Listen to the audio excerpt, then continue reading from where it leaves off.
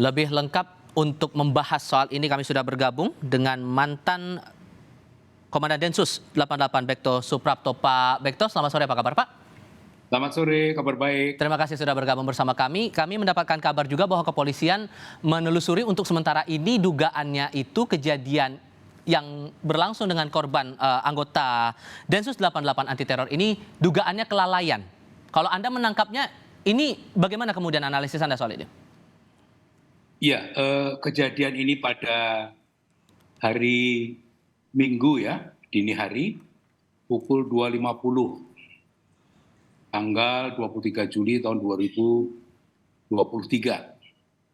Mengenai hasil investigasi, nanti perlu pemeriksaan investigasi yang menyeluruh, mulai dari pemeriksaan di TKP, pemeriksaan saksi-saksi, pemeriksaan bukti-bukti.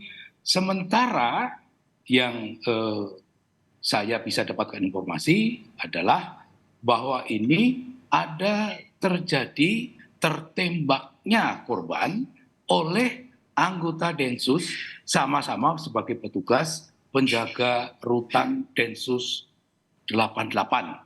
Ini masih diinvestigasi kasusnya. Baik, kita juga sudah terhubung saat ini dengan Ibu dari Bribda Ignatius Frisco Sirage dengan Ibu Inosensia Antonia Tarigas. Halo, selamat sore Ibu. Sore Bapak. Dengan Tifal di studio, kami sampaikan terlebih dahulu rasa duka kami atas berpulangnya anak Ibu. Tapi yang mungkin bisa kami coba cari tahu dari Anda, Bu, awalnya pihak kepolisian menceritakan bagaimana kepada keluarga Ibu soal kondisi anak Ibu sampai akhirnya berpulang? Saya dapat teleponnya itu kurang lebih setengah 12 siang hari Minggu. Oke. Dan kebetulan saya juga nggak ini kan, saya biasanya agak takut-takut juga ngambil nomor HP yang nggak ada namanya. Jadi saya tanya, dia bilang betul ini ibunya Riko. Saya jawab waktu itu betul.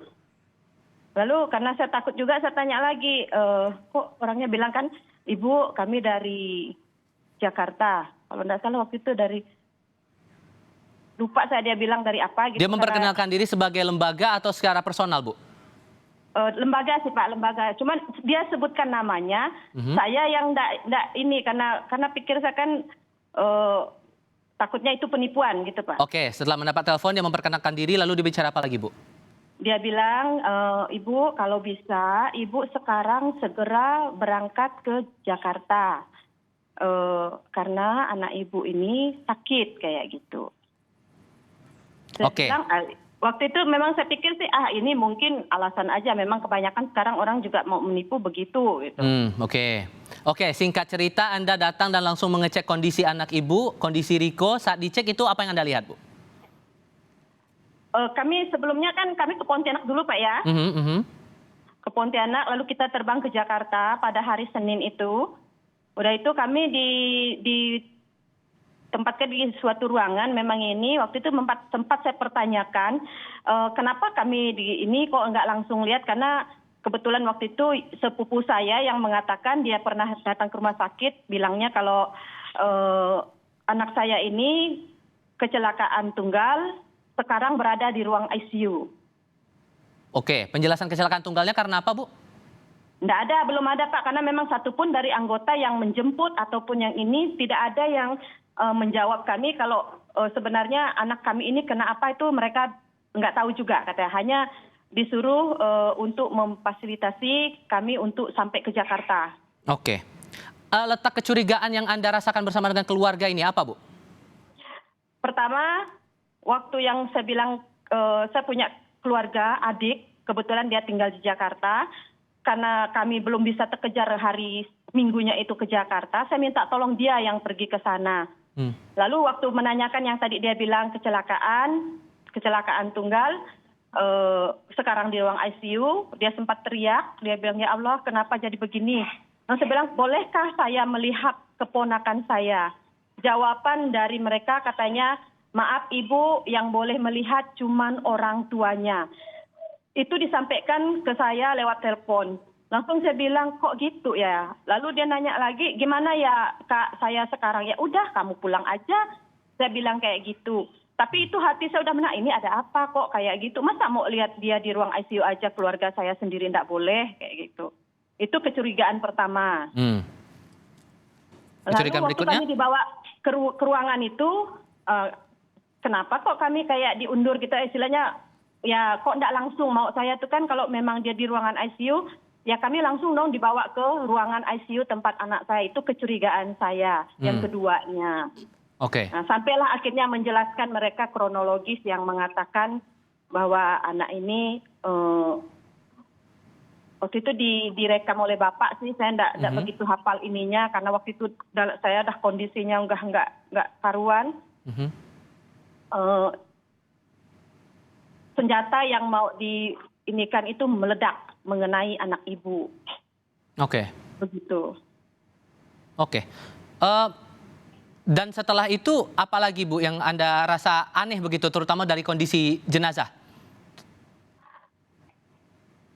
Waktu kami habis dapat berita itu sih karena kami lagi waktu itu sangat sedih sekali, jadi pada nangis semua. Jadi dia bilang dia masih menjelaskan kami mau ketemu kalau kayak gini ibu kondisinya nggak bisa lihat anaknya kayak gitu bilangnya.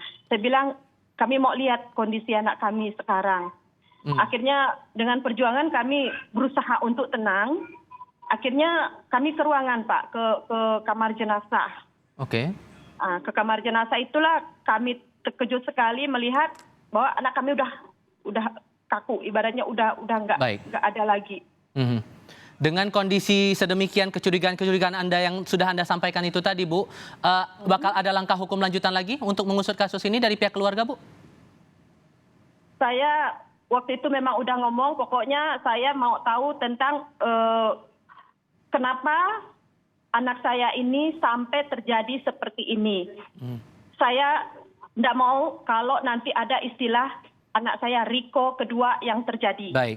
Cukup anak saya saja, tapi Baik. itu harus diusut tuntas, saya bilang. Waktu itu saya udah ngomong juga dengan mereka. Baik. Pak Bekto, dengan penjelasan Bu Inosensia tadi, apa yang Anda tangkap Pak?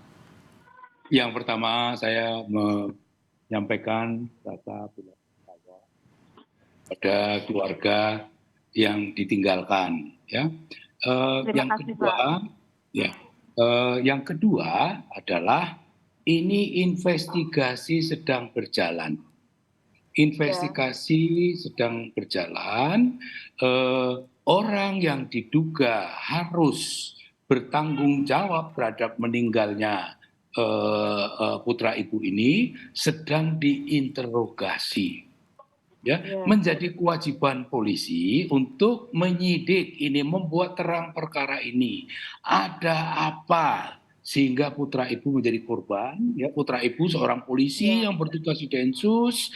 Ini semua memerlukan waktu, termasuk mengapa sampai meninggal. Sampai meninggal itu karena ini juga ada kaitannya dengan penembakan. Semua akan dibuktikan. Mulai dari senjatanya apa, pelurunya yang mana, jelaganya bagaimana, termasuk orang-orang yang ada di sekitar. Semua dicatat sebagai saksi. Hasil investigasi ini yang menarik untuk dicermati untuk menjawab kecurigaan-kecurigaan dari pihak keluarga. Pak Bekto, terima kasih. Bu Inosensia, lewat sambungan telepon juga terima kasih sudah berdiskusi bersama kami, Bu. Sehat-sehat selalu untuk Anda sekeluarga. Semuanya selamat sore, terima kasih.